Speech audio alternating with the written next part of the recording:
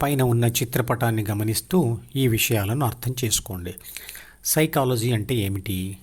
ఆ పదం యొక్క నిర్వచనం ఏమిటంటే, మనుషులలో మరియు ఇతర జీవులలో బాహ్య ప్రపంచ సవాళ్లకు మనిషి ద్వితీయ మనసులోని సి మరియు డి ఇచ్చే స్పందనలను అధ్యయనం చేయడం. నిజానికి ద్వితీయ మనసులోని సి మరియు డిలు స్వతంత్రంగా స్పందన ఇవ్వలేవు. ఎందుకంటే అవి పుస్తకంలో రాసిన రాతల లాంటివి మాత్రమే. ప్రాథమిక మనసు బిను చదివిన ఆత్మశక్తియే ద్వితీయ మనసును కూడా సంప్రదించి ప్రపంచ సవాళ్లకు స్పందిస్తుంది. న్యూరాన్ కంట్రోలర్ అంటే A+B యొక్క స్పందన ద్వితీయ మనసు మీద ఆధారపడి ఉంటుంది. కాబట్టి ఆ స్పందనను బట్టి ద్వితీయ మనసును పరిశీలించడం మరియు అంచనా వేయడం సాధ్యమవుతుంది. ఆ నిర్వచనంలో ఇంకా ఇలా అంటాడు: స్పృహలో ఉన్నప్పుడు మరియు స్పృహలో లేనప్పుడు కూడా సిలో కలిగే మార్పులను మరియు డిలో కలిగే భావాలను మరియు భావోద్వేగాలను అధ్యయనం చేయడం. స్పృహలో ఉన్నప్పుడు ప్రపంచ సవాళ్లకు మనిషి స్పందించడం జరుగుతుంది. కానీ స్పృహలో లేనప్పుడు కూడా మనిషి స్పందన ఎలా వస్తుంది? మనిషి గాఢ నిద్రలో ఉన్నప్పుడు స్పృహలో ఉండడు. కానీ న్యూరాన్ కంట్రోలర్ అంటే A+B జ్ఞాపకాల పుస్తకం డిలోని D2 అంటే అట్టడుగు జ్ఞాపకాలను అంటే సబ్ కాన్షియస్ మైండ్ను సంప్రదిస్తూ భావాలను మరియు భావోద్వేగాలను పొందుతుంది. అది కూడా ఎప్పుడో దాచబడిన గత ప్రపంచ సమాచారంకు స్పందించడమే కదా.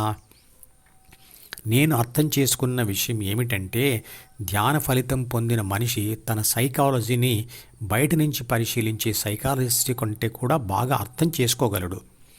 ఎందుకంటే బాహ్య ప్రపంచపు సవాళ్లకు మనిషి ఇచ్చే ప్రతిస్పందనకు మొదటి కారణం అతనికి పుట్టుకతో వచ్చిన ప్రాథమిక మనసు మరియు రెండవది ప్రాథమిక మనసు ప్రేరణతో పొందిన అనుభవాల నుంచి ఏర్పరచుకున్న ద్వితీయ మనసు.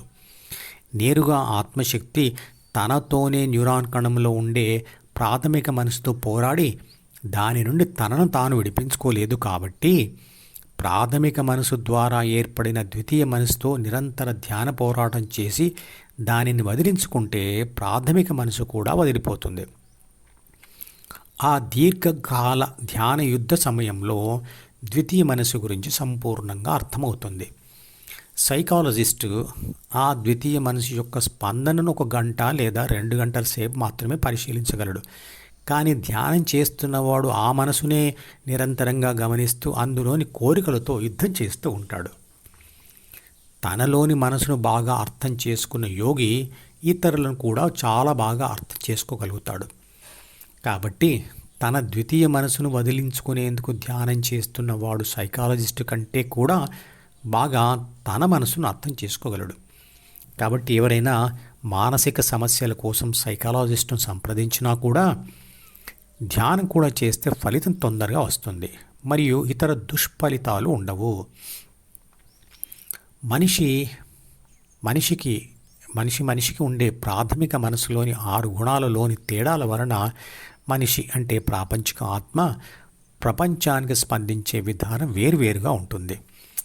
మానసిక శాస్త్రవేత్తలు కార్ల్ జంగ్ మరియు సిగ్మండ్ ఫ్రాయిడ్ లాంటి వాళ్ళు చాలామందిని పరిశీలించి ప్రపంచం విసిరే సవాళ్లకు వాళ్ళ ప్రతిస్పందన విధానం పరిశీలించి ప్రపంచ సవాళ్లకు ఇలాంటి ప్రతిస్పందన ఉంటే ఇది ఇలాంటి మానసిక రోగం అని నిర్ధారణ చేశారు.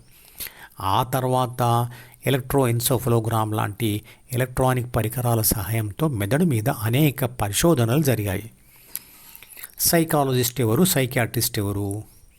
ప్రవర్తన ఇలా ఉంటే ఇది డిప్రెషన్ లేదా ఇది ఆటిజం అని చెబుతూ వాటికి విశ్లేషణతో కూడిన సలహాలు, డైవర్షన్ అంటే దారి మళ్లింపు పద్ధతులు వివరిస్తారు సైకాలజిస్టులు, అంటే కౌన్సిలింగ్ చేస్తారు. కానీ సైకియాట్రిస్టులు నిర్ధారణ చేసిన మానసిక సమస్యకు మందులు ఇస్తారు.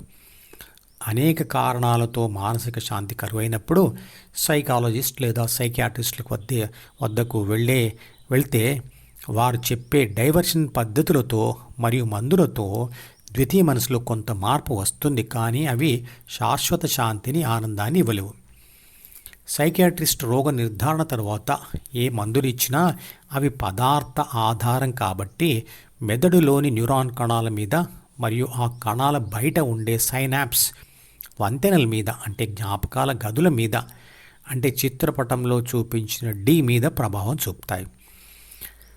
అందువల్ల ఆ న్యూరాన్లలో ఉన్న ఆత్మ అంటే ఏ జీన్స్ పుస్తకమును అంటే బిని స్పష్టంగా చదవలేదు మరియు ద్వితీయ మనసులోని డి అంటే జ్ఞాపకాల గదులను చదవలేదు. అంతేకాని మందులు ఆత్మశక్తిని ఏమీ చేయలేవు. ఆ మందుల ప్రభావం వలన ద్వితీయ మనసులోని సైనాప్స్ అంటే జ్ఞాపకాల వంతెనలు బలహీనపడిపోయి వాటి ద్వారా జరగవలసిన సమాచార ప్రసారం సరిగ్గా జరగదు. అందువల్ల చదవలేని మరియు చదవని జ్ఞాపకాలు తాత్కాలికంగా బలహీనపడిపోతాయి. అందువల్ల ఆ మందులు మానసిక స్తబ్దతకు దారితీస్తాయి. ఆ మందుల వల్ల మానసిక రోగి మత్తులో ఉండిపోయి తీవ్రమైన ఆలోచనలు చేయకపోవచ్చు. అందువల్ల ఆ ఆలోచనల ప్రభావం వల్ల వచ్చే దుష్ఫలితాలు రాకపోవచ్చు. మందుల ప్రభావం దాదాపుగా 24 గంటలు ఉంటుంది. ఆ తర్వాత జ్ఞాపకాలు మళ్ళీ సజీవం అయిపోతాయి. అవి తాత్కాలిక దారి మళ్లింపు పద్ధతులు. ఆ సమయంలో ఆత్మ జ్ఞాపకాలను చదవలేదు కాబట్టి అది తాత్కాలిక శాంతి మాత్రమే. శాశ్వత శాంతి కావాలంటే సైకియాట్రిస్టులు ఇచ్చేటువంటి మందులు దాదాపుగా జీవితకాలం అంతా వాడవలసి వస్తుంది. ఈ వీడియో యొక్క మిగిలిన భాగం తర్వాత వీడియోలో వివరిస్తాను. మధుపదం యూట్యూబ్ ఛానల్లోని ప్రతి వీడియోకి ఒక నెంబర్ ఇవ్వబడింది. 1వ నంబర్ వీడియో నుండి మొదలుపెట్టి వరుసగా చివరి వీడియో వరకు చూస్తేనే ఆత్మశాస్త్రం సంపూర్ణంగా అర్థమవుతుంది. ఈ వీడియో డిస్క్రిప్షన్లో ఉంచిన మధుపదం ప్లేలిస్ట్ లింక్ ద్వారా అన్ని వీడియోలు వరుసగా చూడవచ్చు.